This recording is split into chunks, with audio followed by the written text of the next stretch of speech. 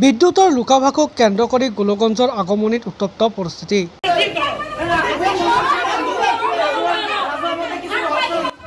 উৎকট গৰমত বিদ্যুৎ যোগানত ব্যৰ্থ বিদ্যুৎ বিভাগ। আগমনী বৈদ্যুতিক উপ সংমণ্ডলৰ অন্তৰ্গত প্ৰায় সংখ্যক গাঁৱতে বিদ্যুৎ যোগানত ব্যৰ্থ বিদ্যুৎ বিভাগ। বিলটো মাহে মাহে দি থাকো, দিয়াৰ পিছতে এনেকুৱা যদি হৈ থাকে তেনেহ'লে আমালোকে কি কৰিম? আজিলৈকে তো বাচিব লাগিব না, থকাৰ পিছত সেইকাৰণে আন্দোলন কৰি আছো। সেইকাৰণে আজি লাগিবই। নিয়মীয়াকৈ বিদ্যুৎ যোগান ধৰিব নোৱাৰাক লৈ ৰাইজে উত্তেজিত হৈ আগমনী বৈদ্যুতিক উপ সংমণ্ডলৰ কাৰ্যালয় ঘেৰাও কৰি তলা মাৰি দিয়ে। আনহাতে ভাঙ্গাদুলি গাঁৱত বিদ্যুৎ যোগানৰ নামত কেৱল বৈদ্যুতিক তাঁৰ লগাই নিজৰ দায়িত্ব সামৰাৰ এক গুৰুতৰ অভিযোগ উত্থাপন হৈছে বিদ্যুৎ বিভাগৰ বিৰুদ্ধে। আমাৰ অফিচটো আমালোকে ঘেৰাও কৰিছোঁ, এই কাৰণে আমালোকে সদায় কাৰেণ্টৰ বিলটো সদায় লৈ থাকে, কিন্তু আমাৰ মিটাৰটো নজ্বলাৰ কাৰণে আমালোকে যোৱা বছৰত আমালোকে এনেকুৱা এবাৰ ঘেৰাও কৰিছিলোঁ। কৰাৰ পিছত আমালোকে কামটো সিহঁতে দিয়াৰ পিছত আমালোকে MLA MP সবৰে ইলেকশ্যন দি কিনে আমালোকে কৰিলোঁ, কিন্তু যোৱা বছৰ ঘেৰাও কৰাৰ পিছত আমালোকৰ তাতে সান্তনা দি কিনে পোষ্টটো গাড়াৰ পিছত আজিলৈকে আমাৰ লাইনটো নাই। সিহঁতে খালি আহিলে আজি কালি পৰহি এনেকুৱা কৰি থাকে, SDO ছাৰ এনেকুৱা কৈ থাকে। কোৱাৰ পিছত আমাক আজিলৈকে কাৰেণ্ট দিয়া নাই, কিন্তু বিলটো মাহে মাহে লৈ থাকে। বিলটো 1 টকা কমি নাহে, লাগিলে 1 টকা বেছি আহে।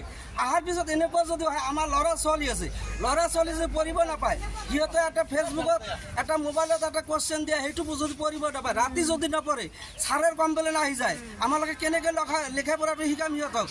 তেনেহ'লে আমালোকে এনেকুৱা প্ৰব্লেম হ'লে গাঁৱত এনেকুৱা বুঢ়া মানুহ কিমান মৰি আছে অকল গৰমৰ কাৰণে, হাৰ্ট এটেক হৈ মৰি আছে। এনেকুৱা হোৱাৰ পিছত আজি যদি আমালোকে এনেকুৱা অসুবিধা হৈ থাকে, আমালোকে ডেকা মানুহ এটা যদি মৰি যায়, এটা ডেকা মানুহ মৰিলে 1 সপ্তাহ হোৱা নাই আজি, এনেকুৱা মানুহ মৰাৰ পিছত আজিলৈকে সিহঁতে কাৰেণ্ট দিয়া নাই। আমালোকে আহিলে অফিচৰ পৰা মানুহ ফোন কৰি দিলে SDC ইয়াৰ পৰা গুচি যায়, ক'ত ফিল্ডত চাই থাকে কি থাকে, এনেকুৱা আমালোকে নামানো। আমাক ট্ৰেন্সমিটাৰ দিব 20 তাৰিখে দিয়া কথা আছিল, আজিলৈকে দিয়া নাই। এনেকুৱা হ'লে মানুহ কেনেকৈ চলিব? আমাৰ মানুহ আজিলৈকে পঢ়িব পৰা নাই, সৰু ল'ৰা ছোৱালী ৰাতি আজিলৈকে আমালোকে ল'ৰা ছোৱালী পঢ়িব পৰা নাই। ৰাতিলৈকে এই যে ল'ৰা ছোৱালীবিলাক মেট্ৰিক পৰীক্ষা দিলে পাছ নহ'লে কেনেকৈ হ'ব? এনেকুৱা হ'লে আমালোকে সেইকাৰণে আমাৰ ল'ৰা ছোৱালী ভৱিষ্যত আছে। সিহঁতৰ চাকৰি আছে, চাকৰি থাকিলে নহ'ব, সিহঁতৰ ভৱিষ্যত চাব। কিন্তু আমাৰ ভৱিষ্যত ল'ৰা ছোৱালী আমাৰ ভৱিষ্যত গুচি গ'ল, কিন্তু আমাৰ ল'ৰা ছোৱালী ভৱিষ্যতটো চাব লাগিব। এনেকুৱা কাৰণে আমালোকে ইমান সহ্য কৰিব নোৱাৰোঁ। সেইকাৰণে আজি আমাৰ ঘৰৰ গাঁৱৰ যিমান ল'ৰা ছোৱালী মাইকী চব আহিছে। আমাক SDO ছাৰে অহাৰ লগে লগে সিহঁতে গুচি গ'ল। যোৱাৰ পিছত আমাৰ SDO ছাৰক আজি ট্ৰেন্সমিটাৰ হওক, SDO ছাৰক আমাক লাগিব, সিহঁতৰ লগত কথা পাতিম।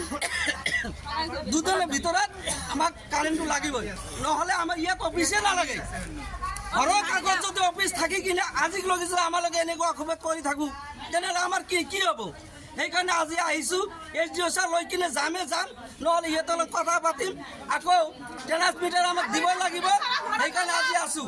থকাৰ পিছত SDO ছাৰ লাগিব, বিলটো মাহে মাহে দি থাকো, দিয়াৰ পিছতে এনেকুৱা যদি হৈ থাকে তেনেহ'লে আমালোকে কি কৰিম? আজিলৈকে তো বাচিব লাগিব না, থকাৰ পিছত সেইকাৰণে আন্দোলন কৰি আছো। সেইকাৰণে SDO ছাৰ আজি লাগিবই।